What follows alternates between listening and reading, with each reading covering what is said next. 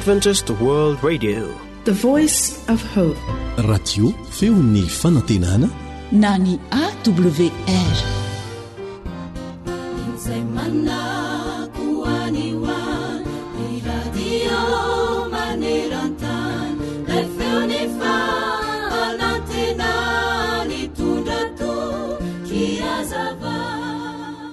Hoy pastora Jack Hayford mpitandrina ao fiangonana iray any California.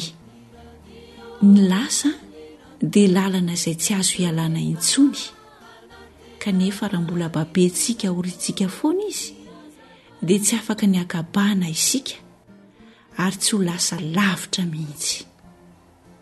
Marina tokoa izany. Mandrosoa aza mierika intsony, andraisolesona ny lasa fa aza mivesatra izany intsony.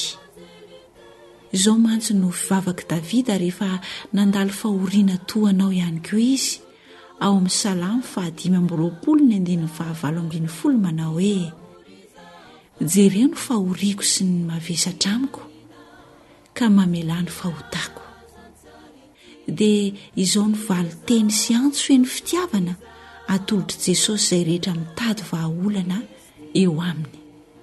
Mankanesa ty amiko ianareo rehetra izay miasa fatratra sy mavesatra entana, fa izany no anome anareo fitsaharana. Matthieu 6:15-20. Amen.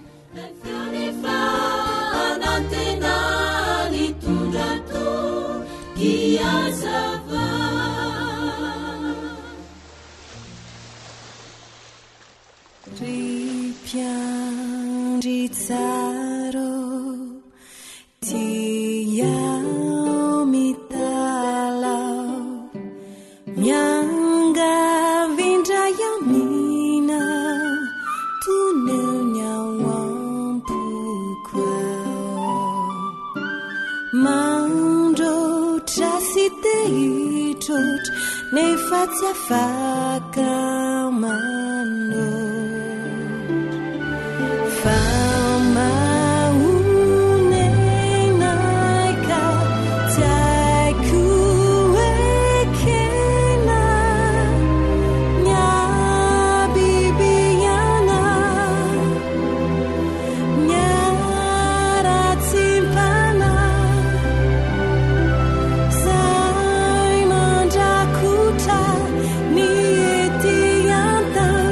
Ka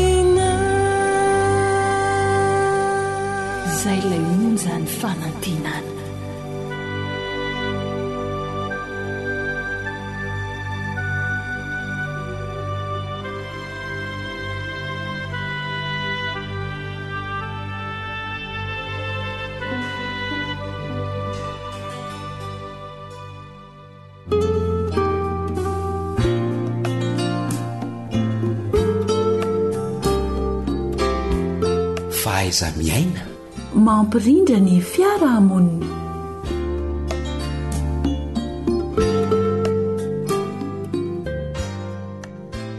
dia kafaliana mandrakariva indray no eonana aminao mpiaino mpanaraka izao fandarana fahaiza miaina izao dia manolotra ny arabo mba hampiraritsoa satria matota fahoany antsika dia eo ny fitahin'Andriamanitra izay nitantana antsika dia miarabanao afaka miresaka sy mifanerasera amin'ny alalan'izao onjam-peo izao dia mirary soa indrindra ihany koa.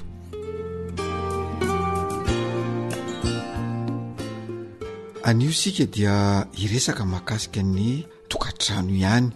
Iresaka sika mahakasika hoe ahoana no tokony atao ho fisorohana ny fisaraha-panambadiana satria voalazombenombieny fa mitombo izay tsy izy izany fisaraha-panambadiana zany amin'izao fotoana izao amin'ny andro ankehitriny. Misy ny antony izay efa voalaza hoe misy miresaka hoe ny fiarahana mipetraka amin'ny rafozana dia anisany izay miteraka zany fisaraha-panambadiana sy lonilony zany. Ao zany ilay atao hoe tsy fifanarahan'ny vinanto vavy sy ny rafozam-bavy. Anio sika dia ijery lafin-javatra anankiray ihany koa izay mety mahatonga ny disadisa sy ny tsy fifanarahany eo amin'ny vady ary mety hiteraka fisaraha-panambadiana mihitsy zany toe-javatra izany dia tsy inona zany fa ny fisian'ny namana sy tapaka mivezivezy be loatra eo anivon'ny tokantrano. Betsaka zany ireo na ny namany lahy na ny naman'ny vehivavy na namany zatovolahy na namany zatovavy dia mivezivezy be loatra eo anivon'ny tokantrano ny mpivady anankiray. Zany rehetrarehetra zany dia mety hiteraka olana, mety hiteraka fisaraha-panambadiana mihitsy satria nahoana? Satria lasa misy hevitra avy amin'ireo namana isan-karazan'ireo tafiditra eo anivon'ny tokantrano. Ohatra hoe ny namany zatovolahy miresaka mahakasika an'ilay vehivavy na ilay zatovavy zany dia mety misy fanaratsianao, mety misy fanasoketanao, mety misy fanetrikendrehanao, mety misy ihany koa fanarabiana sy ny sisa sy ny sisa. Dia tahak'izay ihany koa namany zatovavy mety iresaka mahakasika an'ilay zatovolahy ihany koa hoe iny vadindrindre tsy dia ohatra zao maketsy izy, makaroa izy, misy sakaizany ary, misy namany ohatra zao.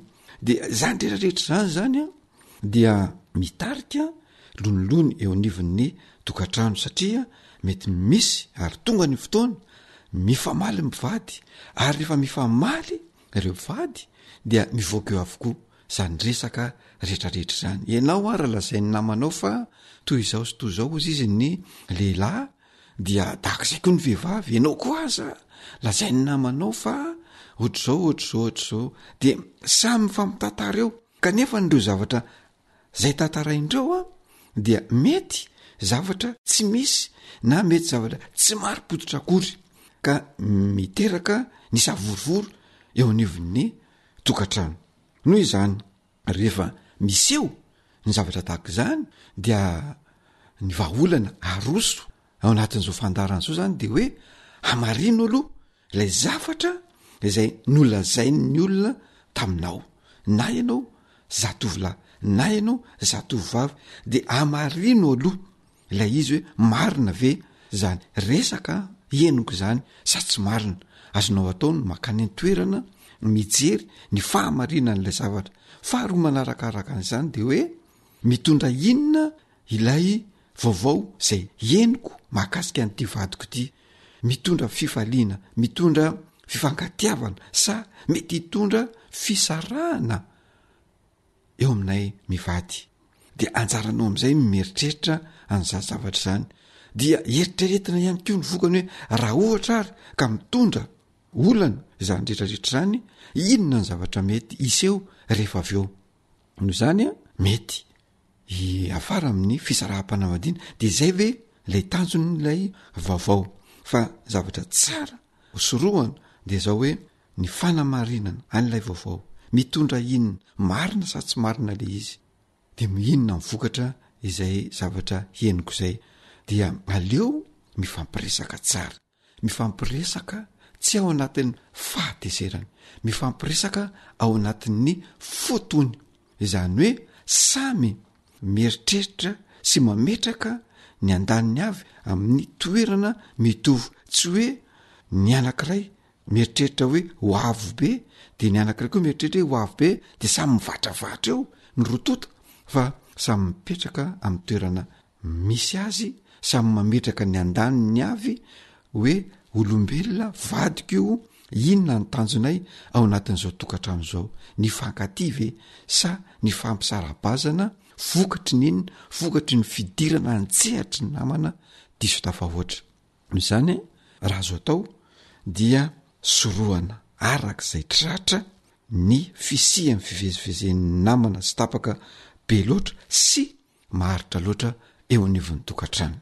Ary raha misy resaka izay renao mahakasika ny vadinao am'ireo namanao ireo dia aoka tsy avy hatrany dia ivatravatra any amin'ny vadinao fa hamarino aloha ilay resaka izay eno dia fakafaka hoe mitondra inona ho an'ny tokantranonay zany resaka izany.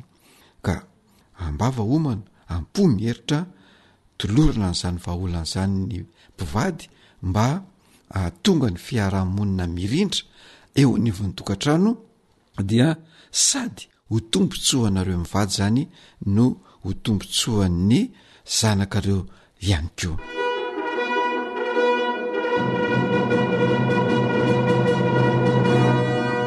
Faiza miaina mampilamin-tsaina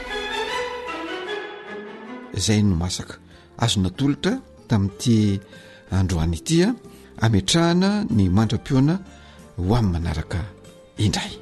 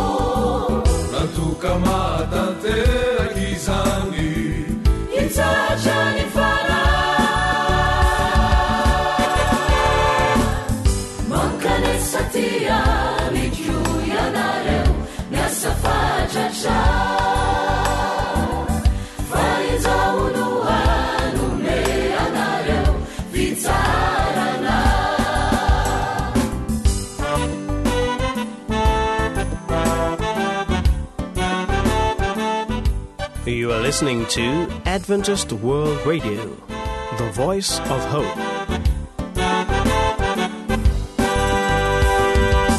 Nizanizanute hamunzinyani de averi azi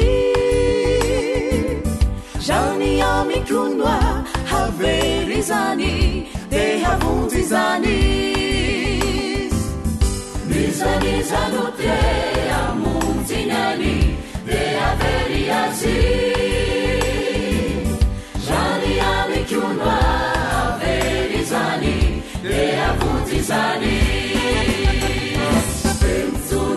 siogako famalemy fanaya entony siogako fa tsy miavolampo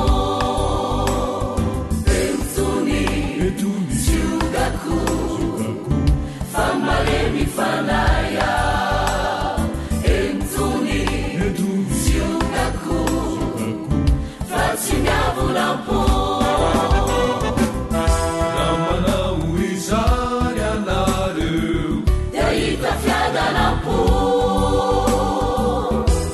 Kamatanterakisangi Itachani fara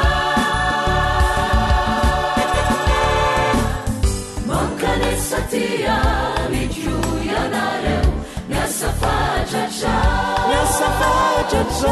Faiza unua Numea nareu Vitarana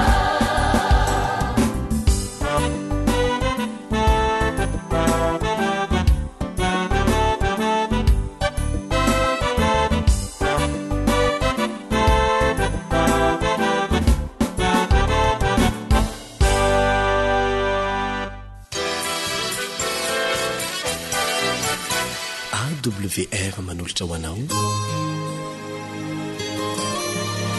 feon'ny fonantena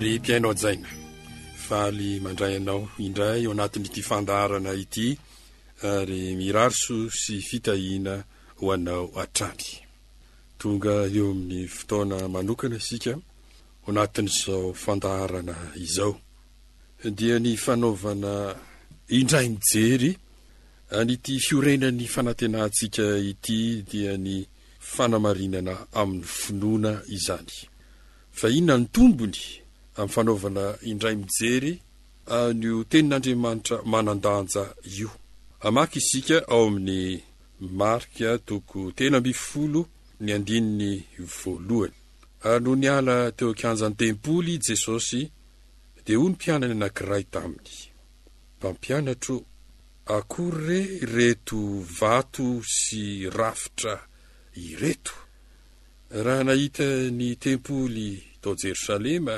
Jesosy sy ny mpianatra fa dia tena tsara rafitra sy mba fiorina tokoa ity tempoly ity ka toa tsy azo ozongozonina mihitsy dia hoentina mampafantatra antsika izany fahitany tompo sy ny mpianatra izany fa ny fanaovana tompo maso sy indray mijery dia atsapana ny mahazo antoka na tsy an'ilay antefany ny fijery ka eo mpanaovana ity tompo maso ity zany dia irariana ianao atsapa ny mahazo antoka ny mahafiorina tahaka ny tempoly faizay ity afatry ny fanamarinana amin'ny finoana ity ao amin'ny Romanina toko 1:12 fa maniry ahitanareo aho hanomezako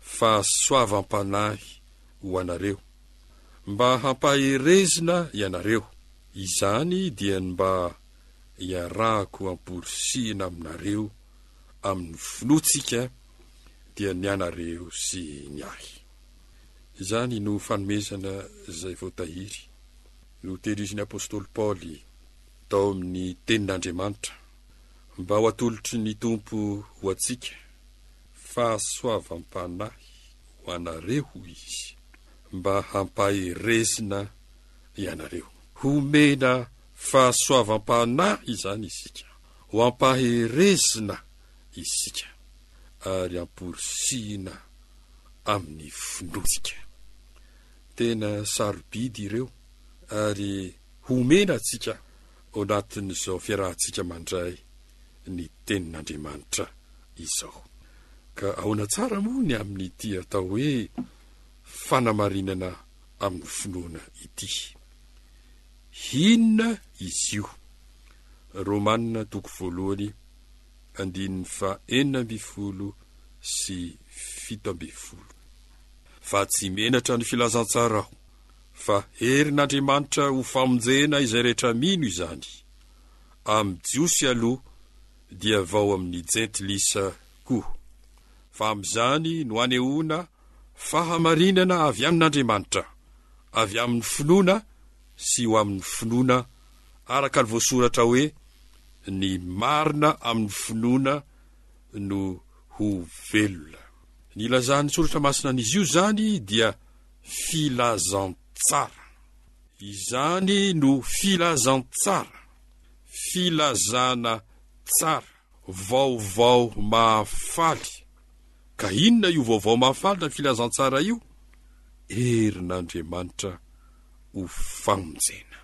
Ny fanamarinana amin'ny finoana izany no atao hoe filazantsara, ary herin'Andriamanitra izy io ho famonjena izay rehetra mino. Ny lazana azy io dia fahamarinana avy amin'Andriamanitra. Avy amin'Andriamanitra izy io, ary fahamarinana avy aminy. Herin'Andriamanitra izy io, herin'Andriamanitra ho famonjena, ary fahamarinana avy amin'Andriamanitra, avy amin'ny finoana sy ho amin'ny finoana. Ary faranany hoe, araka ny voasoratra hoe, ny marina amin'ny finoana no ho velona. Zany ary natao hoe fanamarinana amin'ny finoana. Ny marina amin'ny finoana no ho velona, fahamarinana avy amin'Andriamanitra, ary herin'Andriamanitra ho famonjena zay rehetra mino.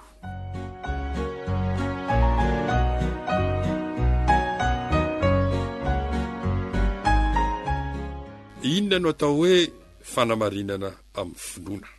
Voalohany ao amin'ny Joba 5:20, ny 4 sy 4. Ary aiza no hahamarina ny zanak'olombelona eo natren'Andriamanitra, ary aiza no hadio izay tera-behivavy, koa maika fa ny olombelona izay kankana, ary ny zanak'olombelona izay olotra. Ary manahoana ny zanak'olombelona? Tsy marina ny zanak'olombelona. Aiza no hahamarina ny zanak'olombelona? Ary aiza no ahitana izay tsy fahamarina ny zanak'olombelona izay? Eo anatren'Andriamanitra dia miariary izay tsy fahamarina ny zanak'olombelona izay. Dia manomboka eto ry ava-malala ny atao hoe fanamarinana amin'ny finoana, dia ny fisehoany ity zava-misy ity, dia ny tsy mahamarina ny zanak'olombelona. Ny zanak'olombelona mihitsy no lazaina eto, fa tsy marina, ary tsy marina eo anatrehan'Andriamanitra. Fa raha jerentsika kely ao amin'ny Joba 5:12 ka ny 4:12, inona ny zanak'olombelona no mba hadio izy? Ny zanak'olombelona teo zany dia tsy marina, hoy ny ten'Andriamanitra eo anatrehan'Andriamanitra. Dia eto indray dia lazainy io zanak'olombelona ihany, fa tsy madio io zanak'olombelona io. Inona ny zanak'olombelona no mba hadio izy? Dia raisitsika indray leo amin'ny Joba 5:20, le 4 teo, dia inona ny lazainy ao? Ary aiza no hadio zay tera-behivavy? Teo ny zanak'olombelona ny lazaina, fa tsy marina ary tsy madio zany zanak'olombelona izany. Dia eto indray ny tera-behivavy no ambara, ka lazaina fa hoe aiza no hadio zay tera-behivavy? Dia verenantsika indray ilay eo amin'ny Joba 5:12, 4:12, dia hoy indray izy hoe ary zay tera-behivavy no mba ho marina. Ny tera-behivavy koa zany dia tsy madio ary tsy marina. Na ny zanak'olombelona na izay tera-behivavy dia samy tsy marina sy tsy madio. Ianao ve ry mpiaino malala, ahita teny feno sy mahatratra ny rehetra toy izany hoe zanak'olombelona sy izany tera-behivavy izany. Dia manomboka eto ny fandraisantsika sy ny fahalalantsika natao hoe fanamarina ny finoana, dia ny aneketsika fa izany no izy. Tsy marina isika zanak'olombelona, tsy madio isika zanak'olombelona, tsy marina izay tera-behivavy ary tsy madio izay tera-behivavy. Toa mavesabesatra izany.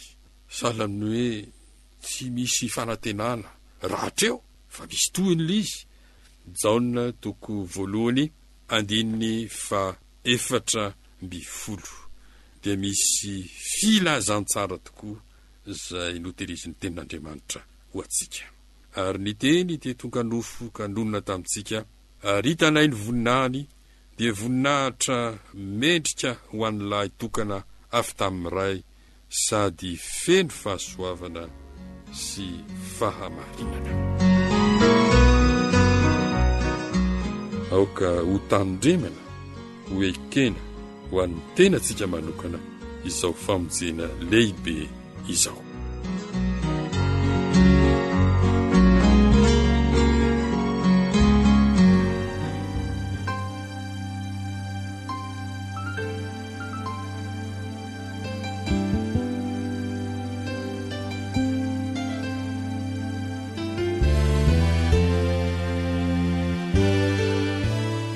Antoko-pihira ako ny fahazavana ankady manga. Misy fanavotana azy anteherana ety alokatra izany ity amonjy laikanameri sisy afatsy fasoavana hoanila lantokana deloi jesosy tompoty anoritarikanidy ilay zanako jagamitra no matimba usulula azo antoka fawapindra anumesaina nuana. AWR Téléphone 033 37 106 13 034 06 797 62.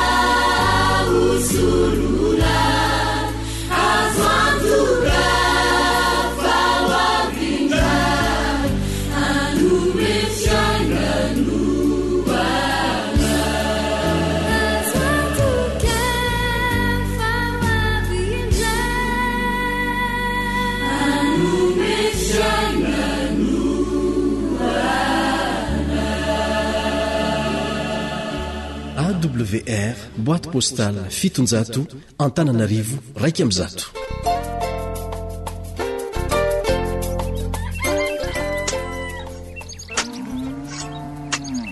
Asa sy tontolo hiainana voakolo antoky ny fahavelomana re. Dia manasanao indray ny ekipa ny onjam-peon'ny feon'ny fanantenana anaraka ny fandaharana efa voaomana ho antsika. mba ampitomboana ny vokatra fiompiana akoho gasy, mba hampaharitra ny fiompiana azy, inona avy ary ny fanatsarana tokony atao. Dia meno finaritra ary eo.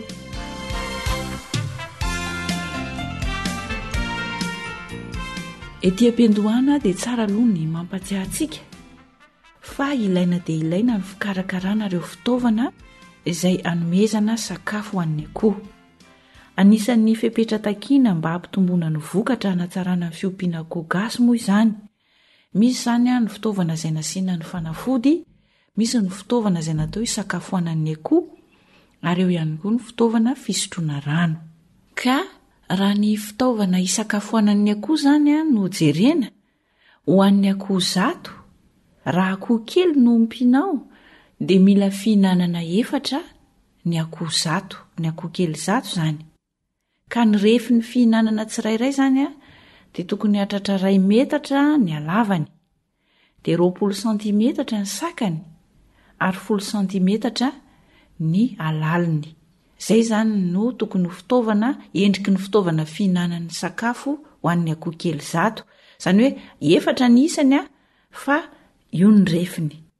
Ho an'ny akoho lehibe kosa, raha akoho zato dia mila fihinanana 9 izy ireo. Ny halavan'izany fitaovana izany indray dia eo amin'ny 2 metatra sy sasany eo, dia 20 sentimetatra ihany ny sakany, ary 10 sentimetatra ihany koa ny alaliny. Io izany ny refin'ny fitaovana fihinanana ho an'ny akoho lehibe. Fihinanana tsirairay izany dia miisa 9 amin'ireo izany no tedavina ho an'ny akoho zato. Raha hiditra eo amin'ny fisotroan-drano indray isika, iny moa izany dia izay akora vita eo an-toerana ihany koa dia efa mety, fa ny mety izany dia atao boribory ny endrik'ity fitaovana fisotroana rano ity ho an'ny akoho. Raha akoho lehibe indray akoho lehibe zato dia mila fisotroana rano anaky 9 izy, izay mahalany 5 litatra isan'isany. Raha ho an'ny zanak'akoho voafohy kosa ka hatramin'ny 4 herinandro isika dia tokony hanana fisotroana anankiroa ny akoho zato, ka mahalany 2 litatra isan'isany izany ireo fisotroana ireo. Ataontsika boribory isika ny endrik'ilay fitaovana fisotroana. Ireo izany ny fitaovana fisakafoanana sy fisotroana rano raha hampatsahivana antsika vetivety. Rehefa avonina ary ny fitaovana hisakafoanan'ny akoho, dia inona avy ny sakafo tsara omenan'ny akoho mba hitsinjovana ny fitombon'ny akoho, dia tokony ampiasaina arak'izay tratra ny sakafo izay hita eo an-toerana, dia fenoana arakarak'izay zavatra mora vidy izany. Ho antsika any ambanivohitra aloha dia mahavotsika satria sady mamboly mangahazo no mamboly vomanga, dia mety tsara mihitsy reny sakafo reny atao fanampiny ampiasaina ho famenony sakafon'ny akoho raha sanatria ka tsy ampy ny katsaka izay foto-tsakafon'ny akoho, dia mampiasa famenony izany tsika amin'ny fanomezana azy mangahazo sy ny vomanga, reny volomamody reny izany. Mba hampitombo tsara ny akoho dia ilaina izany ny manampy ireo karazana sakafo izay mitondra herim-panorenana ho an'ny akoho. Mba hampitombo tsara ny fitombon'ny akoho averina indray, ankoatra ny katsaka sy ny fanampy-tsakafo toy ny mangahazo sy ny vomanga, dia ilaina ihany koa ny manampy karazana sakafo izay mitondra herim-panorenana ho an'ny akoho, toy ny vovotrondro izany, ny kankana, ny votra, ny sahona. Ireo izany dia anisan'ny mitondra herim-panorenana ho an'ny akoho, dia ilaina izany ny fanomezana azy ireny karazana akora mitondra herim-panorenana ireny. Ireo izany ny fepetra-takiana tsotra azo tanterahana tsara mba hampitombo tsara ny akoho gasy izay ompiantsika.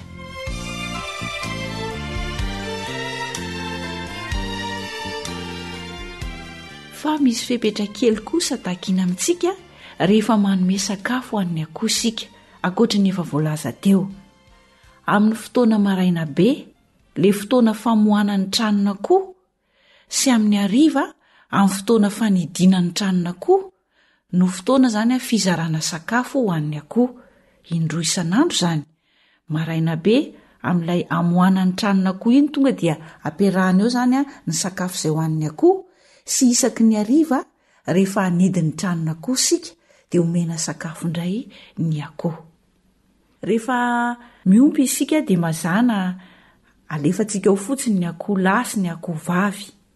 Misy fepetra ihany koa anefa mba hampaharitra ny fiompiana ny akoho dia tsy injaraina ny akoho lahy sy ny akoho vavy.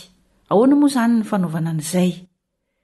Ny akoho lahy anankiray izany tokony eo amin'ny 3 taona eo ny fahanterany dia mila akoho vavy 10 mpamokatra izy. Akoho vavy mpamokatra anaky 10 izany ho an'ny akoho lahy anankiray 3 taona eo. Samy 3 taona eo izany ny akoho. Any amin'iny faritry mena be iny izany dia izay ny salan-taonan'ny akoho. Mety tsara. Fa aty amin'ny faritra afovoan-tany dia tsy manino eo amin'ny 2 taona sy tapany, 2 taona, 3 taona eo dia mety ny fampiarahana ny akoho lahy 3 taona, akoho lahy anankiray 3 taona ho an'ny akoho vavy mpamokatra 10 isa. Saingy izao kosa ataovy akoho izay tsy mitovy razambe, raha izay ngamba ny tsaratsara kokoa amin'ny fanazavana. Akoho tsy mitovy razambe, tsy mitovy fiaviana amin'ilay akoho izay ompiantsika, ny akoho lahy ampiarahana amin'ireo akoho vavy mpamokatra ireo. Raha tiantsika izany ny ampaharitra n'ilay fiompiana akoho gasy. Akoho any ivelany mihitsy izany izay tsy nompiantsika teo aloha no ampiarahana amin'ilay akoho vavy mpamokatra. Akoho lahy izany ny tiana horesahana eo. Averina indray izany fa mba ampaharitra ny fiompiantsika dia ilaina tsinjaraina ny akoho lahy sy ny akoho vavy. Akoho lahy anankiray eo amin'ny salan-taona ny 3 taona eo dia mety ho an'ny akoho vavy mpamokatra 10 isa. Ny akoho vavy kosa izany dia tokony eo amin'ny 3 taona eo koa ho any amin'iny faritra mena be iny. Fa raha aty amin'ny faritra afovoan-tany aty dia eo amin'ny 2 taona sy tapany eo izany ny akoho vavy, mety ho an'ny akoho lahy 3 taona. Rehefa miompy isika dia tsy maintsy mila akoho lahy ivelan'ilay toerana fiompiana. Io izany no ampidirinao izany lasa ompiantsika. Izany hoe akoho tsy mitovy razambe amin'ireo akoho izay efa fiompiantsika ireo izany no atao miaraka amin'ireo akoho vavy mpamokatra ireo mba ampaharitra ny fiompiana ny akoho gasy.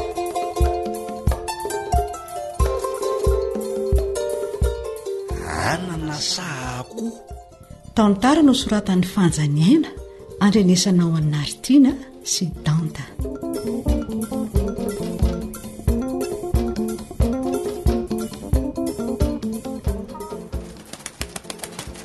Ory Zafia!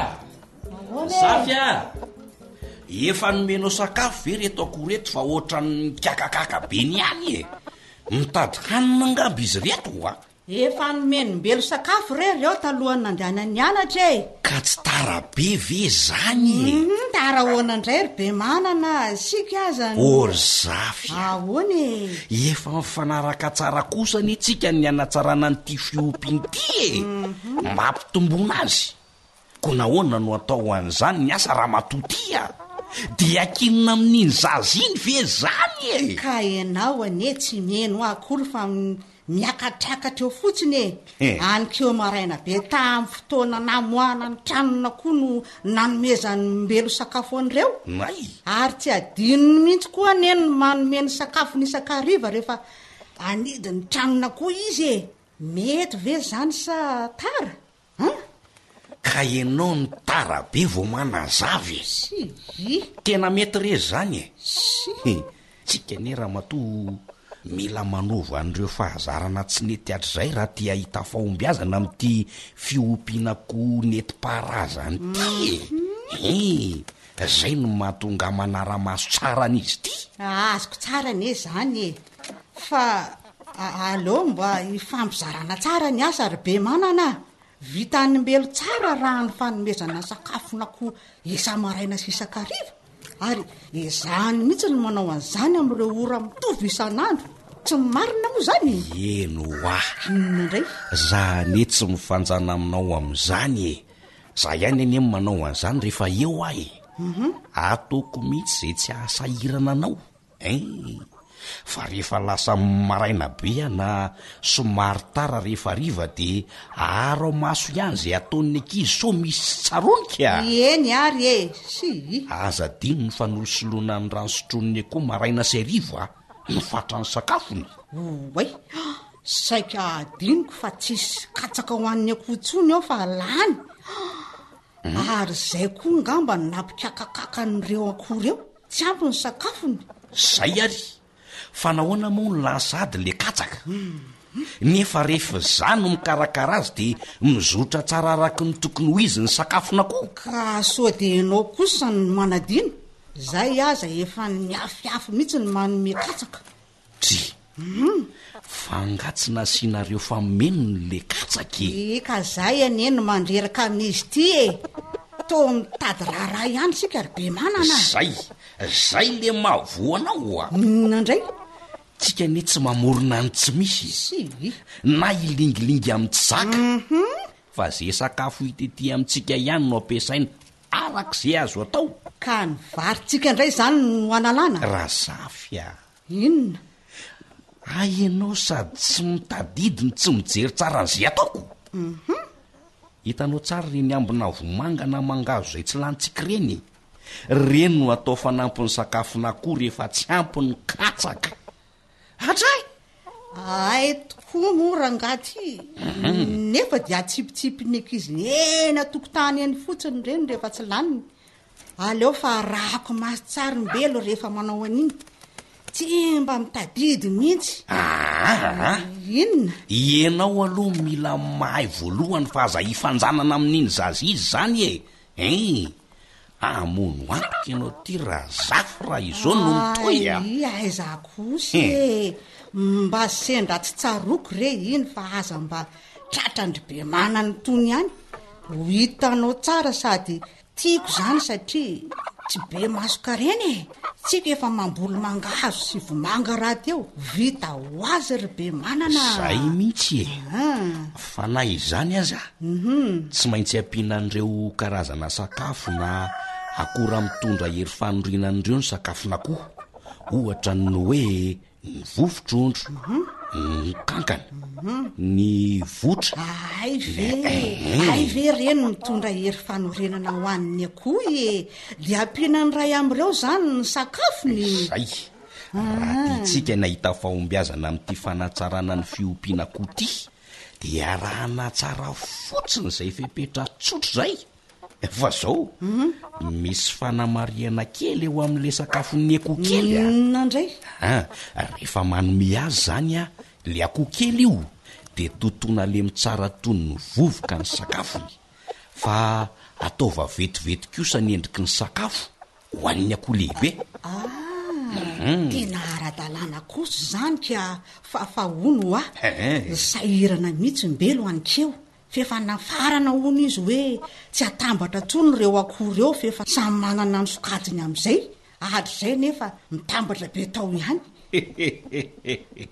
tena mba matadidy tsara kosa ny edary zany hita mihitsy hoe zanaky ny dadany fa hoana natao sala am'izany ndray ka mba hampaharitra ny fiompiana koa araky ny fanazavan'ny teknisiany pitsopitsony rehetra de tsy maintsy tsy injaraina nisan'ny akoholahy sy ny vavy tokony hiaraka ho an'ny akoholahy ray tokony ho 3 taona eo zany zao dia natao ho an'ny akoho vavy mpamokatra 7 ka hatramin'ny 10 isa akoholahy ray 3 taona eo ho an'ny akoho vavy mpamokatra miisa 7 ka hatramin'ny 10 zany moa azony zafy tsara rehetra sy resaka aloha de 3 taona eo kosa zany ny akoho vavy 3 taona ihany ka saingy zao nafatra faran'nga teknisianina tamiko vomaraina teo fa ny akoholahy de tsy atao mitovy fiaviana am'ireo akoho vavy ompitsika ireo ono de atao ahoana zany reto akoho atsika reto ry be manana aza matahotra razafy be manana mety raha be hevitra jereo reo hitanao reo zafya hitanao vireo orbea vino de ataonao nahoana no atao anaty garaba daholo reto akoho nda midy anga tsy minaiky an'izao kosa ka avy ireo ny daholo ny akoko feefa tsy ampy feritretana mihitsy ty ianao ty ka raha be hevitra raha be hevitra zafyontsy ianao ny tena tsy ampy fahitana fa azakoropahana ohatran'izao reo akory eo aloha ka efa hoe raha lasa reo a ianao no misambotrandreo erany tanàna fa miala akoho mbola kodikody be anyreo e akoho efa malala ny tranony reo fa aza zafy a airato tsara ny masonao fa akoho lavony vidiko anyreo e atao naman'ireo akoho vavy reo iny ary le akola anankiray fa lasiny ianao zay ianao iny ry be vonjeo a iny rangaty sambory fa azy anaozanao midananakeo a sambory fa ianao mafilo be atra io akaikinao io ry be a sambory le raha matotily retsy ndraso azy ndraso andray ry be manana zao ve de mbarariny avy reny no sobikako aingana anana voavy ny tambosako tao atao lokarariva ve de aoako ao amin'ny tany avy reny reo aingana iny ao zay iny e akola manidi ny tily retsy o zafy a ino a samboro a ino a ao ny anana aza jereo fa naparitaka ao amin'ny tany daholo saika tsy azo ny atao inona tsondreo alay vao ambany sobika ao ny akolanao e tonga de ampidira ao anatin'ny tranonako de inona ndray za zao no atao fangaron-doka raha riva ka nylaiko hoe le sobika raha zafy ny samborako an'le akoho e tsy azoko mihitsy zaza nitsoraka tamy maina mahitsy ny sambotra an'io no ny tsy hoenonao tsara mba ianao ihany ho an'ny teniko tsy ny anao de zay tandrify ny tanana ihany fa tsy mba mifidy mihitsy ka inona ary ny tianao e anana sa akoho ataovy ny safidy de zay tianao ataovy ao anatin'ny sobika io zany efa nilaza taminao hoe anana sy akory tianao koa andao reo karakarainy reto izy de inona no anapiako any be manana mba zay ahay raha matody ianao koa ry mpianakavy atsarao ny fiompianako gasy ampitombo ny vokatra azo atsarao ny fiompianako gasy anatsarana ny fidiram-bolanao atsarao ny fiompianako gasy ampitombo ny sakafo ny ankonanao dia ataovindray ary ny fampiarany masotofa hahita voka-tsoa ianao hitahanao sy ny asanao ane ilay raintsika ny an-danitra isaorantsika ny namana samina ny sahana ny lafin'ny teknika ny namanao fanjaniana amin'ny nanatotosa ny fandaharana asa sy tontolo iainanao anao teto tompona andraikitra Elion Andre Mitantsoa sotranao naharitra ny tandrenatra amin'ny farany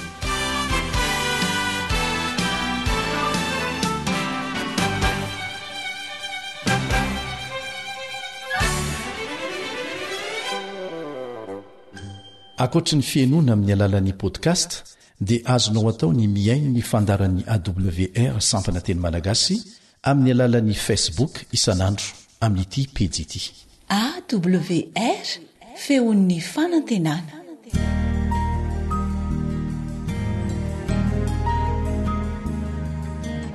faneteninao no fahamarinana taridalana manokana fianarana baiboly avoaka ny fiangonana advantista maneran-tany iarahanao amin'ny radio feo ny fanantenana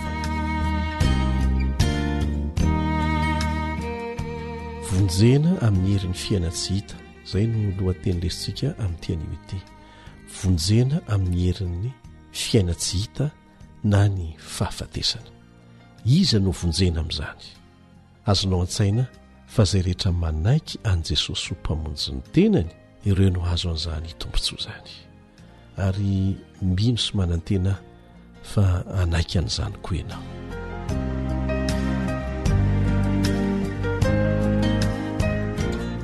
tsy joba ihany na ireo patriarika hafa fahiny no nino ny amin'ny fitsanganana amin'ny maty fa nisany nitazona n'izany finoana izany ireo mpanao salamo tena azon'izy ireo antoka ny amin'izany fitsanganana amin'ny maty zany amin'ny farany ndia hovakitsika zay voalaza amin'ny salamo fa 7:1 ohatra salamy fa 7 fa andriamanitra kosa amonjy ny aiko amin'ny hery ny fiaina tsy hita satria handray ahy izy. Zany fanantenana zany a dia mifanohitra amin'ny an'ireo olona izay maty tsy nanana an'izany toko izany. Tahaka an'izay voatanisa eo amin'ny 12 ka hatramin'ny 14. Salamy fa 7 manao hoe na dia manana voninahitra aza reny olona reny tsy mba maharitra izy tahaka ny biby izay samy tsy maintsy ho faty izy. Zany ny falehin'ny olona dala ary ny taranany mandimby azy mankasitraka ny teniny tahaka ny fanangona ondry no fanangona azy any amin'ny fiaina tsy hita. Fahafatesana ny mpiandry azy ary anapaka azy no mahitsy noho ny maraina ary ny bika no levona any amin'ny fiaina tsy hita ka tsisy fonenany. Mampalahelo ny olona tsy manana ny fahatokiana ny fitsanganana amin'ny maty amin'ny fotoana iavian'i Jesosy indray ny amin'irao ny lanitra. Ny olona tsy manantenan'izany, tsy malalan'izany, tsy mino an'izany no manara-po amin'ny filan'ny nofo amin'ny fotoana mbola hahavelomany satria tsy mino ny fitsanganana amin'ny maty izy dia manara-po amin'izay fotoana kely mbola ananany. Miresaka momba ny toko sandoka, misy toko sandoka ananan'ny adala ny salamy fa 7 izay nivakitsika teo. Raisitsika ny toetoetra mampiavaka azy ireny. Mahatoky ny hareny izy miriry amin'ny habe ny fananany. Izay ny voalazo eo amin'ny 15. Araka ny anarany no anononany ny taniny. Izay no hitantsika eo amin'ny 15. Nahoana moa satria tsy manana an'Andriamanitra ho tompon'ny fiainany sy ny fananany izy dia ataony araka ny anarany no anononany taniny. Izay ny tianambara amin'izay ary mivelona mba hanao soany tenany ihany izy fa tsy mieritreritra izay hanao soany hafa izany. Izay ny voalazo eo amin'ny 17. Ary marifo fa toe-tsainy Satana avokoa izany toe-tsaina izany. Mihevitra mantsy izy ireo fa haharitra mandrakizay ny tranony sy ny voninahiny dia mivelona arak'izany izy. Araka ny voalazo eo amin'ny 19 sy ny 17. Ary dia hitantsika trezatreza inge ny olona manana an'izany toe-tsaina izany mahatonga azy ireny manao tsinotsinona ny ain'ny hafa mihitsy. Saingy adinony izy ireny izay lazay ny tenin'Andriamanitra eto hoe adala fa hanjavona ny voninahiny ary ho faty tahaka ny biby izy.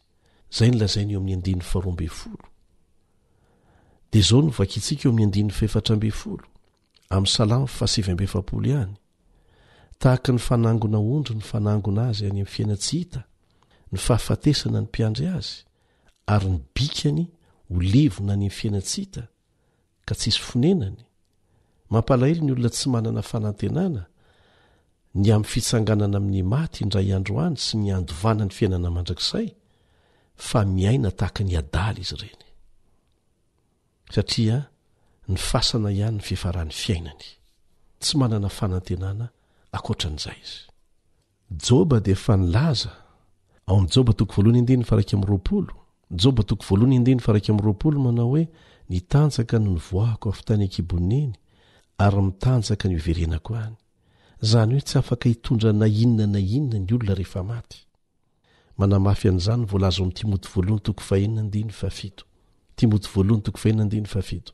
Ny mpanao salamo dia nanamarika fa rehefa maty ny adala sy ny endry dia samy mamela ny fananany ho an'ny hafa. Salamy fa 7 no hitantsika an'izany ary zany inge no hitantsika fa ny mahasamy hafa azy mbola hitsangana amin'ny maty ny olona izay lazaina hoe endry na ireo nanaiky an'Andriamanitra nanaiky an'i Jesosy ho mpamonjy ny tenany. Arak'izany dia misy tsy fitoviana lehibe amin'izy ireo. Etsy an-daniny izany lazaina hoe adala eto dia ireo olona niezaka nitoky tamin'ny fananany sy ny zava-bitany mandalo ihany. Metehitra amin'ny teknôlôjia izy, misy ny fampanantenana hoe mbola vitan'ny olona hony ny hanao olona tsy mety maty.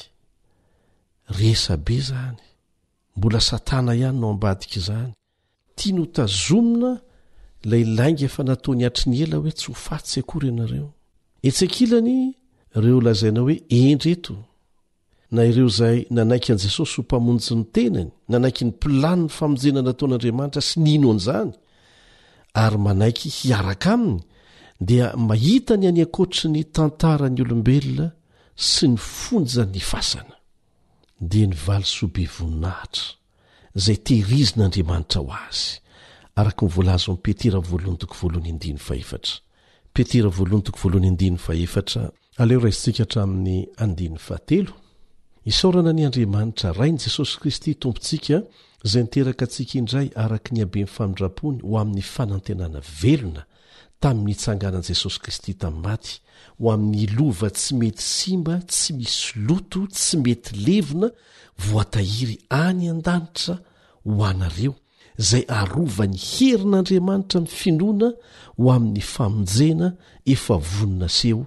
any amparany ary ny fisaintsainana n'izany na tonga ny mpanao salamo laza tamin'ny fahatokiana ao amin'ny salamo 7:1 salamo 7:1 manao hoe fandriamanitra kosa hamonjy ny aiko amin'ny hery ny fiainatsy hita satria andray ahy izy eto dia tsy pihina kely fa io fanambarana io dia tsy milaza velively fa amin'ny fotoana fatesany dia nidina avy hatrano any an-danitra ny fanahy ny mpanao salamo rehefa mamaky baiboly isika mianatra ny tenin'andriamanitra dia dinio hatrany amin'ny farany mihitsy ny tenin'andriamanitra ny mahakasika ny zavatra mbola tsy azontsika iny ahoana ny tia ny lazaina aminy hoe satria andray ahy izy ny anarantsika teto fa rehefa maty ny olona dia ny fofinaina nomen'andriamanitra azy no miverina mahdiodio tsy misy fangarony amin'andriamanitra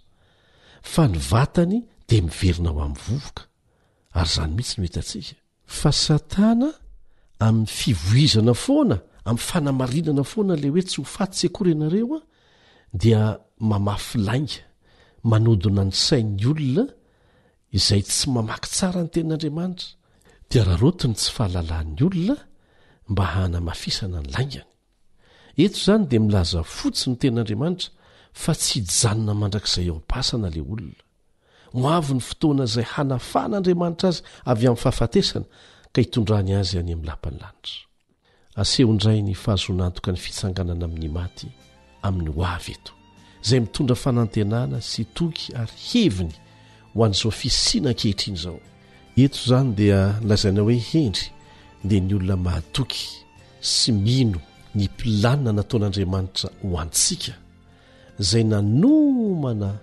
loka tena goavana dia goavana valisoabe voninahitra lavitra sy mandrakizay ho izay mety ho azo ny adala ho an'ny tenany mandritra izao fiainana fo izao aoreno amin'izany ny fahatokiana ao an'andriamanitra aoka ho isan'izay endry fa tsy adala amen.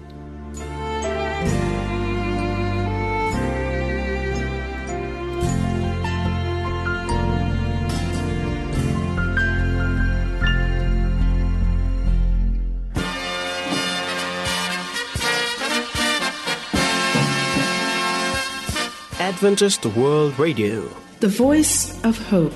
Radio Femini Fanantenana. Ny farana treto ny fanarahanao ny fandaharan'ny radio feo fanantenana na ny AWR amin'ny teny malagasy. Azonao ataony mamerina miaino sy maka maimaim-pona ny fandaharana vokarinay amin'ny teny pirenena mihoatriny 100 amin'ny fotoana rehetra. Raisoaryn'ny adresy ahafahanao manao izany. awr.org na feofanantenana.org.